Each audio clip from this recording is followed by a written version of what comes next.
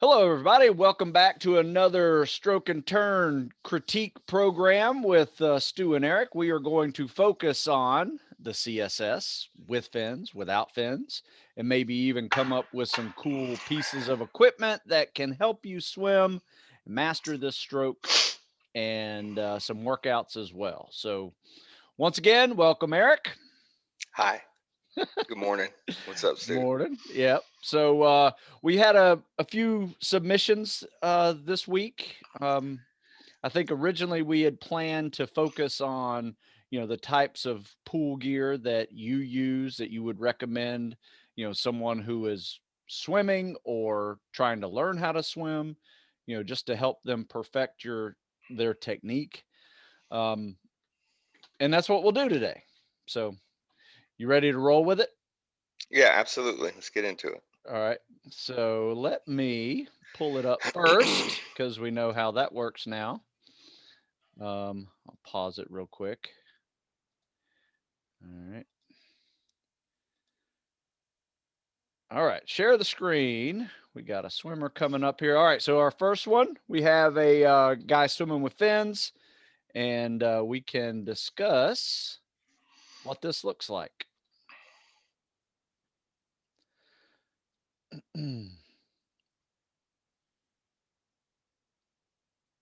So he's actually swimming pretty fast. He's probably at like a 45-second per 50-yard pace, which if you put all that together, and he's pretty good at this, he usually does around 15, 30, 16 minutes for 1,000, which is now a Buds Prep standard. You got to do 1,000-meter with fins before they let you go to Buds.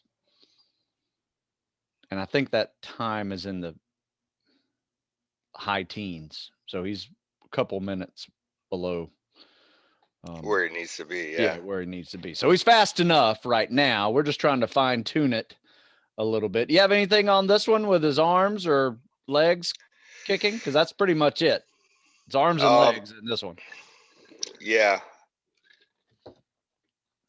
I like. Um.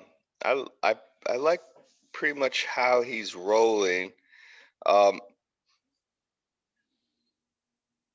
I think one of the things that people do once they put fins on is they don't care as much about how streamlined they are in the water. They just, because they know the fins are just going to overpower Good point. those things. It's so important to be streamlined without fins, and but the fins are such a overpowering freaking tool that it helps hide and mask, uh, your technique if it's not the best. So here, as he pushes off, you see where, he immediately, his head was arced. He's ready to get that breath of air right there. He's like immediately comes up. Um, he's not really worried about, because he's not really getting much of a push off. He's not Yeah. doing a double arm pull. He's not worried about those things. He's just getting right into it because he has the fins. Yep. Which in this, when you have those fins, I agree on. Like, let's get him working because nothing else is going to propel you as fast. So, um, but you notice how his head is kind of is like his chin is up as he's coming up off of the wall, and he's still getting that resistance. He's immediately going into that. You know, really want to keep that head just resting on the shoulder. Like Um, here, you uh, mean? yeah, right there. Like Yep. he's coming up and he's immediately like, oh yeah, let me hurry get some air. Um, instead of kind of looking behind himself with his head back, I would Ah, just again, just lay that ear on that shoulder the whole time if you can. Um, and it's like almost like he's moving his head to breathe versus just like taking a stroke and yeah, using that top arm to kind of turn himself to breathe a little bit. right. Yeah, that's the way I But do it. I kick to propel, and I use my arms to breathe. right. Pretty much. But you also want to remind yourself of a streamlined recovery on your arms. Just because you do have fins doesn't mean you need Yep. to stick your arms out there either. And he's pretty good Yeah. at that. Yeah, no, this is a Yep. good. It's good strokes. Good Yeah. stroke. Now we're just getting from happy to glad. So yeah, he's it's good, pretty good stroke. I would like so if he's doing that at about a minute underneath what he needs, that's good. Yeah. Um, just want to be restful and try to yeah, no, he looks Yeah. good. I When he like when it. he comes into the pool, he does this for a solid hour. He just swims Yeah, for an hour. So he's good. he's Yeah, he's he's in the zone. He's gotten his ankles built up to those rocket fins to handle that kind of kicking. right. Um, yeah. Yeah, I think one of the things a drill he could do is he could try to push on his buoy a little bit more, right? So when I say push on your buoy, that's your lungs Uh-huh. or your buoy is he could you see where see where his when his arms extended at full extension, his lower arm is at full extension, like right there. Yep. And as he's coming in, um, maybe not even come up to breathe unless he needs to. Like he may want to try skip breathing. Woo. So just Yeah, to see what that feels like, that makes it harder. It does. just as a drill Yeah. where he's rolling and then so he comes up to breathe and then he instead of coming up to breathe that time, he may keep his arm out and his other hand on his hip and then just kind of roll through the water like that. So the bottom arm is like this, and you're kind of pushing down on your buoy. So your hand is still going in the direction that you want to go. Yep. It's not as close to the surface. It's probably maybe a foot lower, and you're like trying to push down on your buoy, and then going through and then the other arm is laying on your hip. His hand is on the hip Continuing to or leg, kick. and then you just continue to Yeah. kick, and then as you need to breathe, then you push down and then recover to breathe, and then back down. That'd be a good drill to see where Yeah. that'd be a good drill to even build up his That's a stamina pretty good even idea further. because what you're saying there, I think, is you're just getting a little more out of the glide position, right? Yes, Yeah. So instead of like constantly coming up to breathe and it kind of slows your momentum a little bit, you just kind of hover in that glide position a little longer with maybe, let's say, 3 or 4 more kicks before you right. pop up to breathe.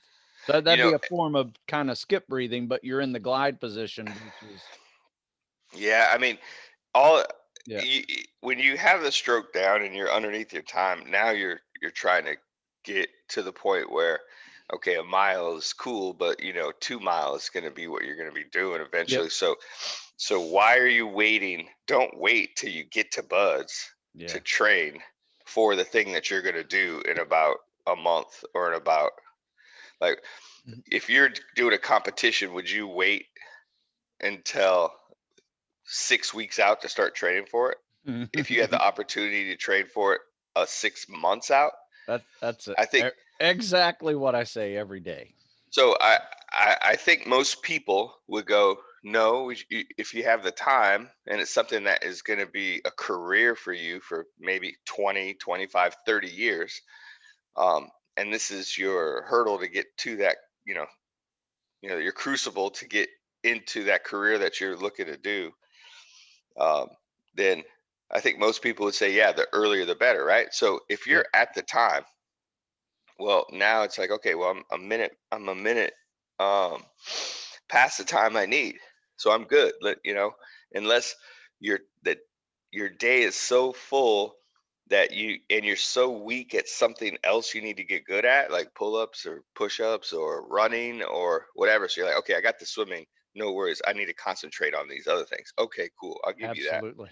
Yep. But if you're going to be in the pool anyway, then and you're beating the times, let's go ahead and refine yourself and get your cardiovascular swimming shape a little bit better and get a little more comfortable because the ocean is in the bay are not always going to be smooth. Yeah. Good point. And so if you could build up your stamina for that 2 mile, and then swimming it, if you're swimming an hour and you're going, then it's cool. Another thing too people forget is that you have a swim buddy. Yep. And they're going to try to pair you with people who are around your time. But if you're a lot faster than your swim buddy, um, you're going to be in the water a lot longer than you normally would. But that's a whole nother conversation. We can get to Yeah. later. But anyways, yeah. All right. We'll try another one. Yeah, let's see what happens. All right. This one, this guy needs help a little bit. Okay, so right there, hold on. He's Supermaning, right? Yep. So his head is straight up. His ass he's like in a kind of like a weird A-frame shape right there. Yeah. So He's there's in a pike no position, I guess you could call it. His feet are already so you see how he pushes off the wall and he lets his ankles separate and then they come back together. And I'm talking about before he tries to kick. Yeah, it looks like he's also trying to mix in some breaststroke with a scissor kick too. Yeah, I don't know. Yeah, like he. All right, and then double arm with the head and chin straight up. So yeah, arm recovery way out of. I mean, that's like swimming with the brakes on right there. Look how far away from his body those arms are. Yep. So we got the legs that need to stay streamlined. We have the arms that need to be in line with the body. Head's popping up. His head at no point in the stroke is laying on his shoulder.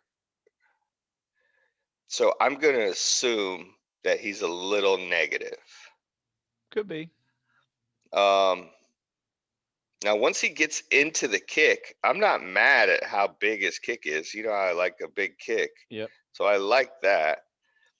You just can't see if it's working because he's going right into the arm pull too. Yeah, there's no glide in between. Yeah.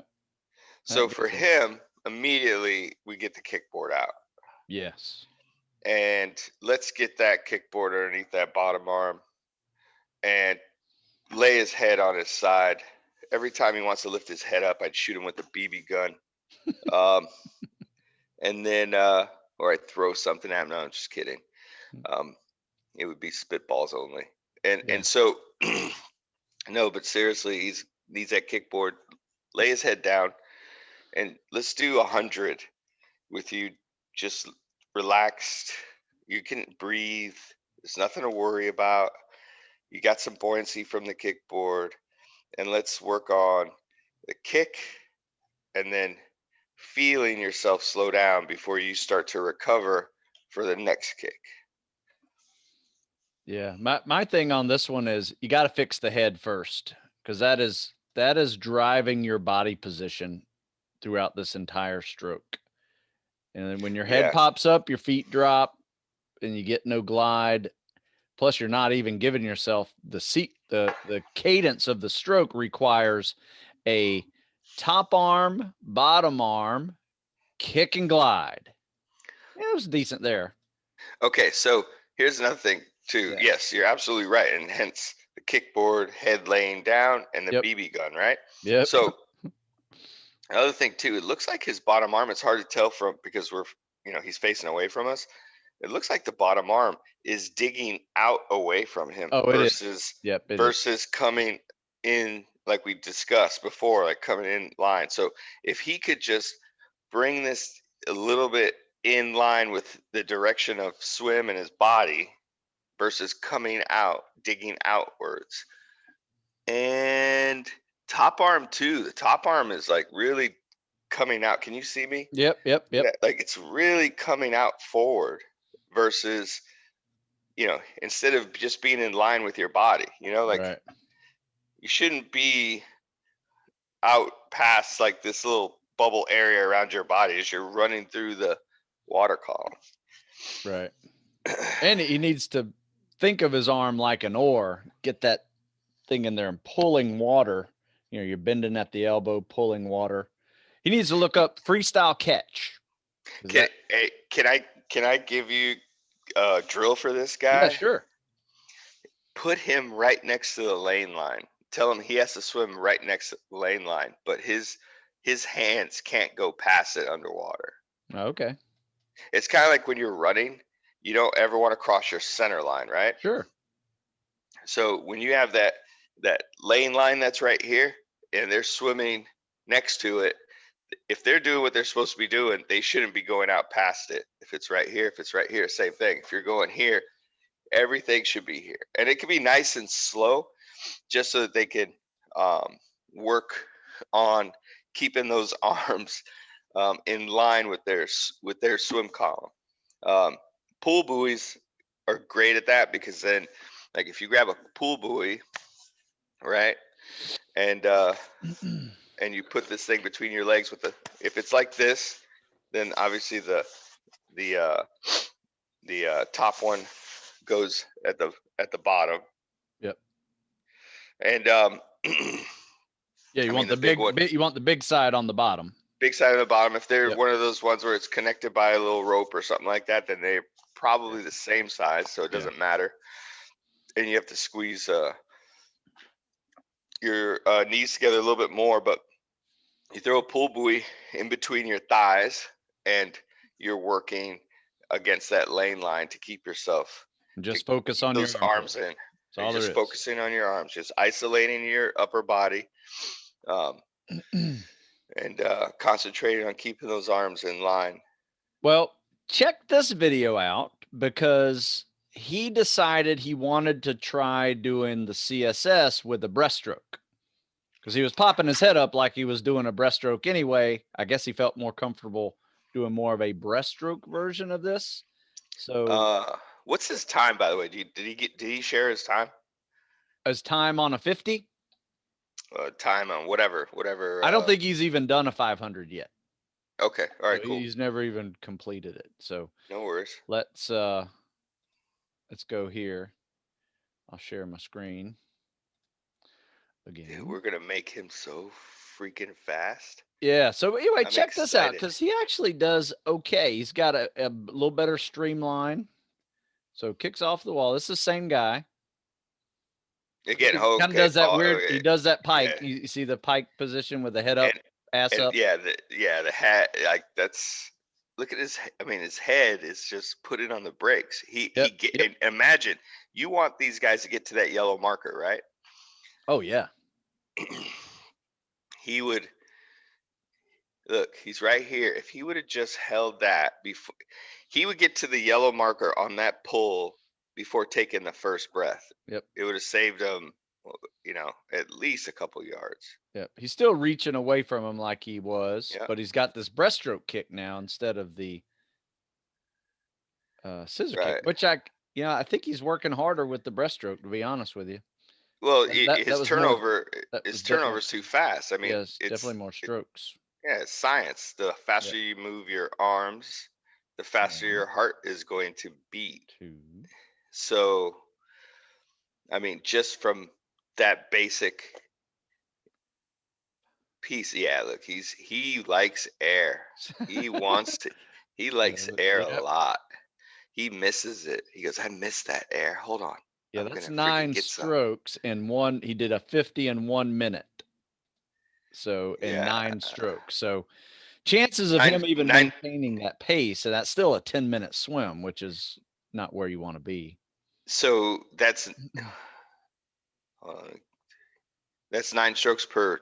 Yeah, 25? He did 9 strokes for 25. Yeah. Yeah. Well, I'm not saying that, I'm faster than this guy, but I will say that I do mine in about 6 to 7 strokes, depending. But yeah, I'm the same. So, and that's with what I consider restful swimming, where I could do that for about 2.5, 3 miles. Right. Yeah, like I said, he just pops his head up to breathe. So my thing is like, where are you looking?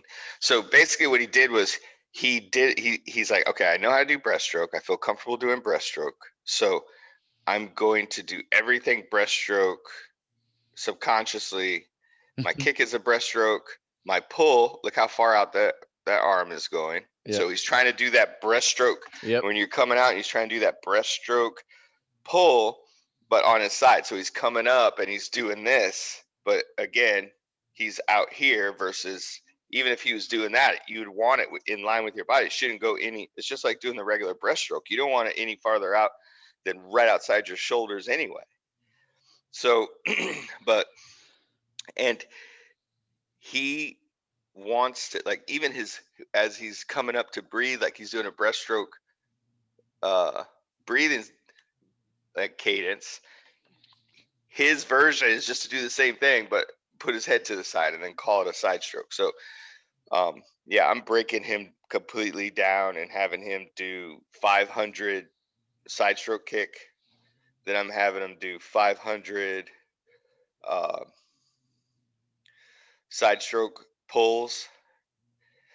Probably gonna have him put on some fins and then keep his bottom arm down, his head there, and then just have him kick through the water on his side the whole time. And when he needs to breathe, then he could take a stroke to breathe, or he could scull to breathe with fins. I'm going to break him down and really not let him do that stroke together until he has either parts of those mastered, just where he's breaking the habit of doing the breaststroke. Say, look, this is a different stroke. Yeah. That's what I would do with him for sure. It would, I mean, 3 or 4 times to the pool, 30 minutes minimum each, warm up, swim, cool down. And I wouldn't have him do a full stroke for a week. That's what I would do with him. Yeah, I would agree. I put it together. I pulled up the other video of him swimming a minute ago, and he did 9 strokes with his scissor kick. He's doing 9 strokes with his breaststroke kick, and they were both the same time. He was actually a little slower with his scissor kick because he was still trying to figure out the sequence. Yeah. So which would you say he should do? Would you say he should work on a breaststroke kick with the CSS, or would you recommend going a scissor kick? I would say scissor kick because it's baby steps to what you're going to be doing. Yep. In the teams and in buds. Let's just concentrate on buds. Yep, you're going to swim 99% of the time with a pair of scuba fins on, and that's going to be a scissor kick or flip. And there's no way you're doing freaking breaststroke kick with fins on it. They're not going to allow you to wear Zoomers, and you're not going to want to. So, yeah.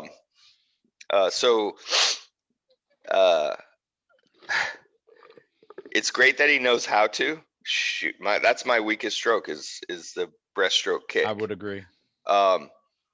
So that's great that he has that. He needs to add everything else to his repertoire. So he has that as a strength. It's kind of like, yeah, I learned how to play golf. I'm left-handed, but I learned how to play golf right. So when I do switch, I could really power that thing. So he's got to just do side stroke and concentrate on that. Another reason why it's not just, oh, well, that's what you're going to do in buds or whatever. It's also because if you try to play to his strengths, then what's going to happen is when he's asked to do side stroke, or the instructor says, I don't know what that is, because a lot of guys aren't swimmers, like competitive swimmers like that. Yeah. When they go to buds, they get through buds and they've been in the teams for 10, 12 years. And then they get to buds as a buds instructor. You got to remember your audience, right? And so, yeah. Not everyone comes through as a high school, college swimmer. So when they say, hey, go ahead and I appreciate you can do the time in with the breaststroke, but I don't care about that. Go ahead and do that in side stroke. How's he going to react? And how's his body and his muscle memory going to react? Yeah. He's just going to revert back into some kind of, it's going to be hard for him to get out of it. So he knows how to breaststroke. Let's add the side stroke to his deal. And, if there's an opportunity for him to use it in some other operational manner, then he'll always have that in his toolbox. Yeah. My suggestion is work on your freestyle, because that's going to help you with your turn to breathe rhythm, right? Your face in the water. He's got to practice putting his face in the water and turning to breathe with half his face still in the water, because that's his problem. He's popping up to breathe so much. He's not comfortable yet with keeping half of his face and his bottom ear in the water and inhaling at the same time. So work on freestyle and just practice that breathing portion, because that's the first phase of your combat swimmer stroke. Then you can take out that popping up, and that will alleviate your body position changing every time you breathe. You know, because plowing the water like this is much harder than just staying and turning to breathe. But I will say this: the thing that he did really well was treading water, because at the end of all this, we do a little tread workout. He's using And that breaststroke. using that Exactly. breaststroke kick, Because you're pushing Yep. down with your foot and you're pushing down on the water. Yep. And that's a natural breaststroke. Yep. That's a And natural he was breaststroke able to basically do an alternating breaststroke kick, which is also known as the egg beater. So Yeah. he was able to use that. So he's got that skill, which a lot of people don't. So that's great. But I would definitely agree with you on just learn the side stroke with a scissor kick, because when you get into training, 99% of your swims will be side stroke with a pair of fins on for long period of time. So, and one last thing on that, you brought up something that made me think about this too, is when you were talking about head out of the water, what's the purpose of the side strokes too? yeah. Why do we do it? Yeah, you got to stay low on the We water. got to stay low. lowest profile possible. So you're coming across a beach, you're harder to detect. Yep.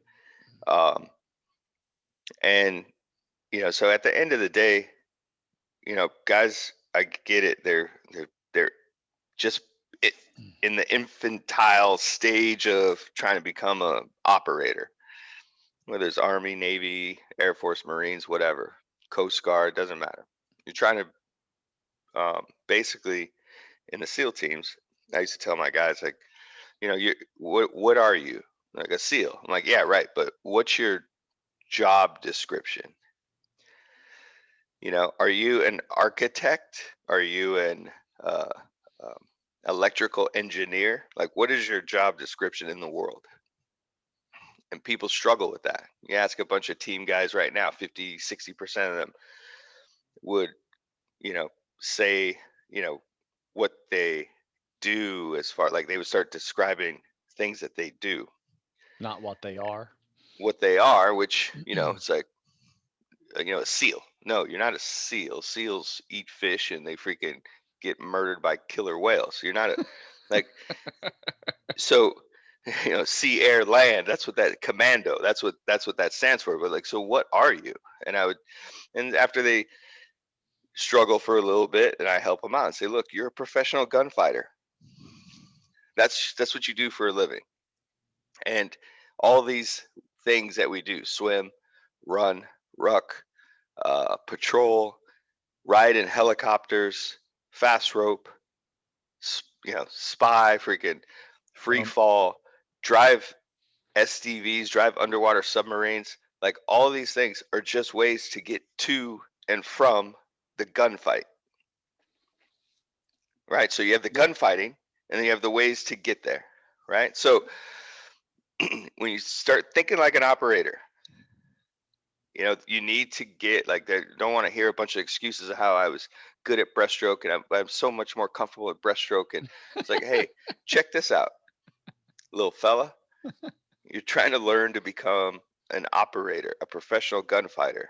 So let's, kill the past and let's start thinking operationally. I need to be able to swim on my side breathe, use freestyle to get used to that, like you said. And so that way I can keep as low profile as possible as I'm going through the water, so I can get to the gunfight. All right, enough on that. I like it. That was my rant for the morning. I like it, Master Too Chief. early. Learning from the Master Chief. All right, so here's another one.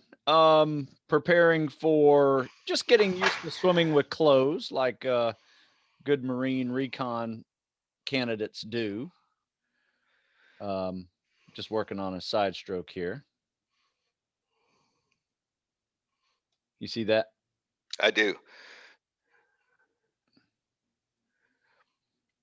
see how he's on his side the whole time, and he went his stroke is what's bringing him to the surface to breathe, right? Yep. So he may not.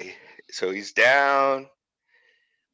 He boom. Now maybe he leaves it out there for a little bit longer, but the next step for him would be I do I would appreciate the punch, the rotate to punch, like we talked about. Rotate when you breathe. So you take that breath, and now you're going to rotate about 3/4, not even not even a quarter. Like right Just there. just rotate. So as he's right there, he should be rotating just so that he could get a little bit more reach of the top arm. Right. Right. Right. Um, Right. so so there's like the perfect, like, this is really good. This is what we talk about. This is for the folks when you hear us saying, hey, he needs to be more on his side. He needs to put his head on his shoulder. He needs to just pop his head up. It's not necessarily we want you to physically move your head. We want the body to come to the surface to take a breath, right?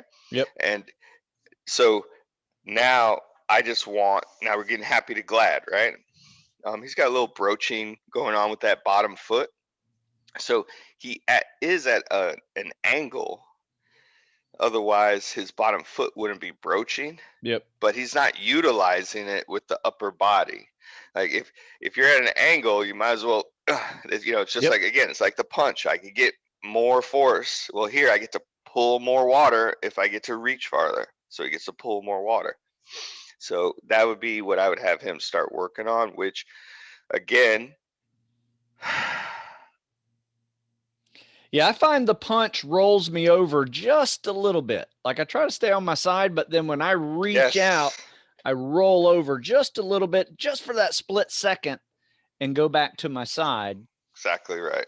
So it's, when we say, stay on your side, and then you also hear me say you need to roll over, to get that freestyle catch in there. That's really all that is you're just reaching out a little more and grabbing more water. Yeah. So this is good. It's a good stroke. I like it. Like that he didn't hold that pull enough. Yeah, he could have gone a little longer for sure. Yeah, no, his head is up. Look, his head is Yeah. like right there. You could tell. Like right kicking off the there. wall. Yeah. It's just a little bit like, let's go ahead and tuck that chin, Yeah. squeeze those ears.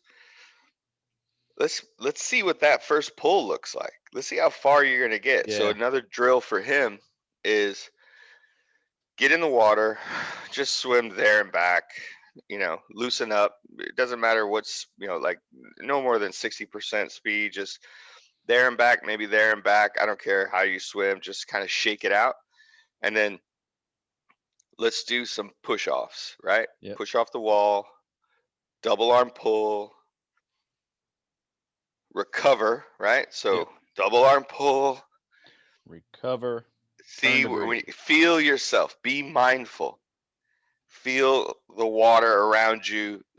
If you need to open your eyes and see this rate of speed by looking at the bottom of the pool and seeing how fast, it's kind of like being in an airplane or when it's getting ready to take off, and you look out the window and you see, or if you ever flown, you see the trees going by you faster and faster and faster. Same thing when you're landing. And when you're landing, they're faster and faster, and they start slowing down. Being on a train, whatever it is, point of reference, right? Yep. Same thing in the water. Open your eyes, look at the bottom of the pool. You'll see that point of reference at the bottom of the pool. You'll see when you start slowing down, right? But you want to feel that too. So you're being mindful. You're kind of being fully aware of what's going on. Take a nice deep breath so you're not concerned about whether or not you're going to run out of air. If you're not comfortable, if you're at the point where you're still uncomfortable in the water, make sure you do this in the shallow end. Yep. And but as you're doing the pull, watch yourself, watch the bottom of the pool. When you start feeling yourself slow down and seeing yourself slow down, okay, two different sensations, then that's when you're going to do that pull and then accelerate again and you start feeling yourself slow down, seeing yourself slow down, then go ahead and recover. Either stand up or come up and tread water. Again, point of reference, left and right of the pool, see how far you went. Then take your time, swim back to the wall, and do it again. Hey, you know And something I noticed, Eric, with this guy? You know, he's wearing a shirt and he's wearing a pair of cargo shorts compared to the other guy who's wearing a pair of jammers, right? The other guy did 9 strokes to get across the pool with a pair of jammers on. He's doing 7 with a pair of cargo shorts and a shirt on.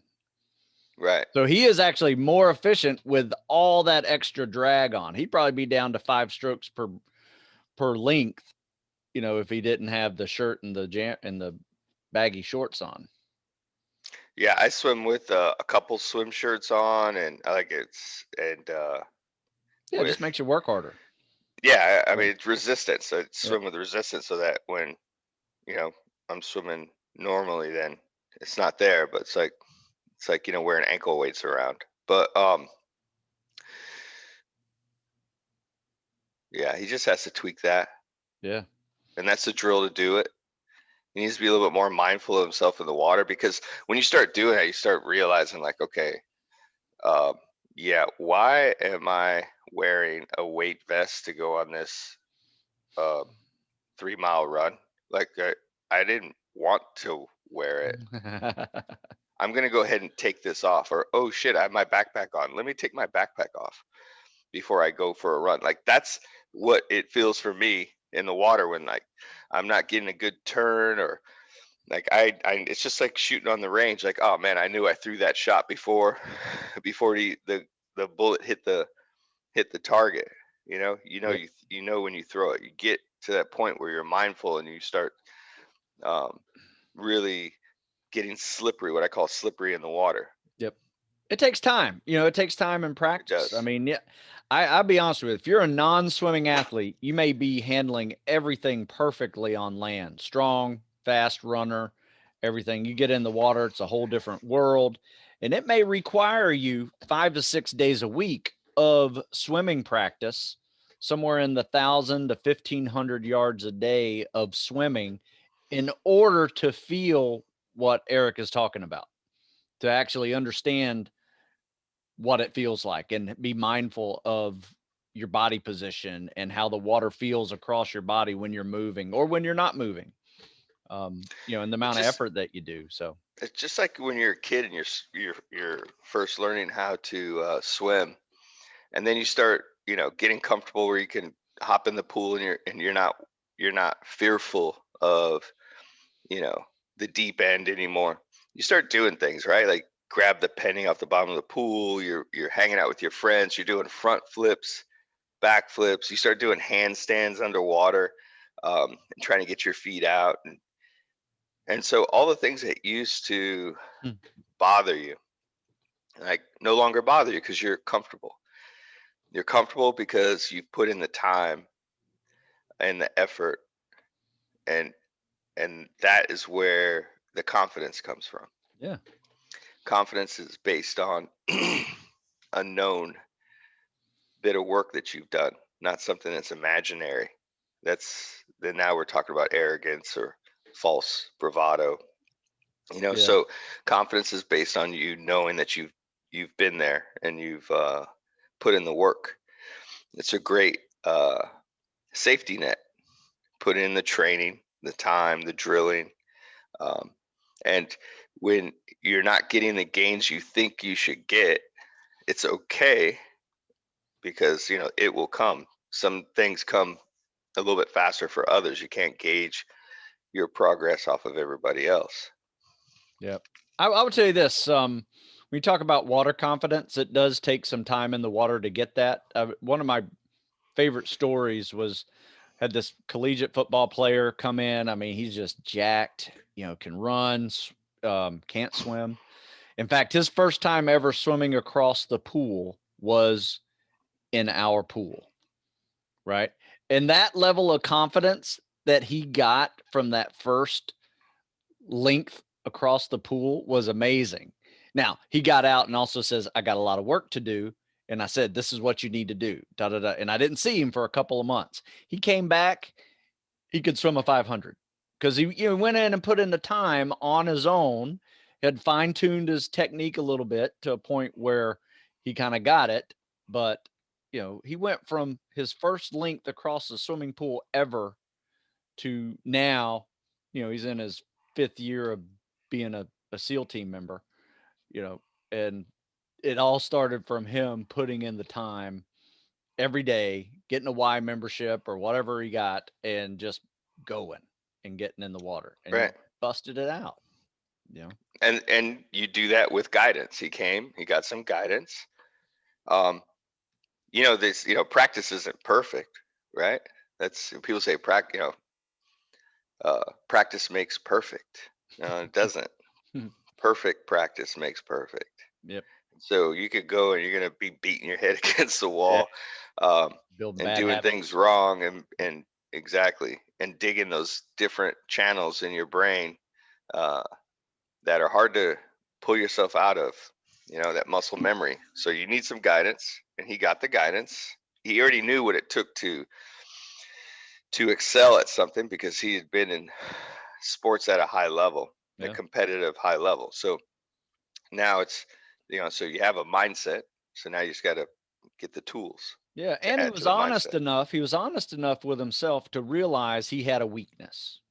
Right. Right? And now he has to focus on that weakness because if you don't, I promise you it will be exposed in first phase at buds, or maybe even before buds. You may not even pass the test to get into buds, if you don't For sure. understand your weaknesses and honest with yourself and actually assess yourself with a weakness. So I get on people all the time, especially swimmers who are even in the pool.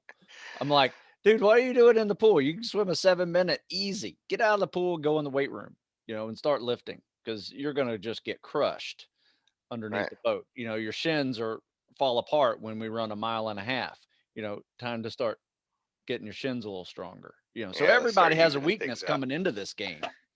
And you just got to be honest with yourself and address it. Don't try to go from a 7 minute swim to a 6 minute swim because nobody cares when you can't run the mile and a half. Yeah. Yeah, for sure. And people always ask me, like, hey, what if you had one thing you would tell people to get ready for buds? What would it be? And I would tell them that they need to run more. Oh yeah. Yeah. Just because you're moving all the time, you're Yeah. moving way more than you probably ever have at that point. Like you may be, unless you're a marathoner, um, and you Yeah. train for marathons all the time, and then the running thing is not going to be your issue anyway. You're going to have to bulk up because if Yeah. you're a marathon runner, your muscle mass is probably not that great. But Yeah. anyways, um, but I tell them to run because the beating, you have to run to the pool. You have You to run trot. everywhere. You got run to eat. You have to, they've done some things to kind of minimize the amount of running. But you know, It's still a but lot. anyways, It's it still a is. lot of running. So I would agree with that recommendation. No, But but I think that one piece that you said is when you talk to people about uh, like this particular person, he had self awareness. He knew that he was weak at something. He needed to work on it. So we used to do these screenings of folks to get into different programs, and these guys are SEALs who have been in. They're senior guys, been in for years, and we maybe have a little extracurricular activity we want them to do, but we have to screen for it. So we sit down, and one of the questions we ask guys is, "What's your greatest weakness?" And I would, and it was so funny because team guys are team guys. You're like, well, my greatest weakness is I'm a perfectionist. I'm really hard on myself. If I don't do everything perfectly. All right, so hold on, let me get this straight. Your greatest weakness is you're fucking perfect? Okay, come on, bro. So that's a little, team guys are. We love the self talk. But so what Stu's saying here, what you're saying is so important. Like have some self awareness, understand what you need to work on, and continue to strive to get better and become that professional gunfighter. Yep, I would agree. Hey, another classic question is what do you fear? Right? What do you fear? You ever get asked all that ki- question? all kinds of shit. Yeah, exactly. But So you know what? what? Fear is awesome. Yeah, Like people are like, oh, you shouldn't be. There's a difference between being a coward, being fearful. There's a difference between being scared and having fear. Like I fear that, when I'm in a firefight, I might fear that I didn't shoot that guy well enough the first time so that he doesn't freaking come around to another position to be able to flank my teammates. yeah, So hey, I fear that my family um, may not be taken care of, so that fear may drive me to do something extraordinary, or to work extremely hard so that I could get promoted, so I can make rank, so I can make more money to be able to support my family better.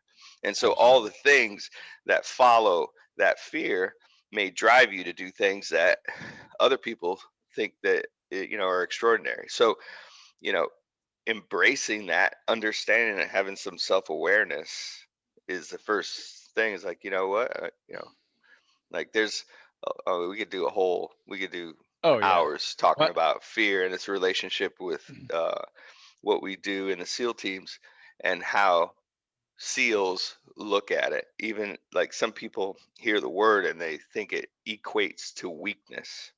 Right. you know Fear is an emotion. It depends on how you attach things to that emotion and how long you attach those things, because then fear can turn into things that are non-productive, like Yeah. anxiety, Yeah. um, anxiousness, and things that will deter you from getting the mission done. So yeah, so that question, based, depending on how it's framed, is usually coming from a place from people who don't understand fear. You So want me to tell you a classic answer to that yeah, sure. from our buddy Alden Mills? Oh, that's my man. From my buddy Mills. Dude, that's my dude. Yeah, that guy. Love that He guy, and I man. went through everything together. And anyway, he was asked. I got a few funny Oh, I stories got about Alden. so many. During he was a midshipman, going through the SEAL selection board, and it's a group of SEALs sitting at a table, and you're a midshipman at the end and getting asked questions, all this stuff. And I'm outside the door because I'm right after him, and I hear the whole room laughing. And I'm like, oh man, he must have done something good. Said something funny. And sure enough, it was, what do you fear? And he goes, castration. Fair. Super fair. It's like, I just don't think I'd be able to live, he said. And everybody just cracked up. And, everybody else was saying, I don't feel anything, or, I feel failure, I feel losing. Right, right. Everybody had another classic answer, but he had a good one, man. That was like, Well, that's like a honest, like, things that I've thought about in my life that would really freaking suck. Well, that's one of them. yeah, that'd be one. Like, yeah. Yeah. No, that's an honest answer. So yeah, we got so many Alden Mills stories. We could probably top each one of these shows off with one, and it'd be enough to last a year. Yeah, I think God, we're in our first platoon together? Yeah, he I was think so. SDVs with us. Yeah, Yeah, yeah. And yeah, because we did a bunch of trips. Man, I don't yeah, even want to go there. yeah. Fun He's so stuff. funny, but he was the guy. One thing that I still remember to this day, and I remember it as part of my everyday life. But I mean, like, I remember it to the point, like I remember it often, meaning multiple times a year. One Oh, thing that he said, which was, he goes, he would be like, Berksy, we were walking down we were walking down the hallway at SCVs, and he's like, Berksy, he goes, never miss an opportunity to take a drink of water.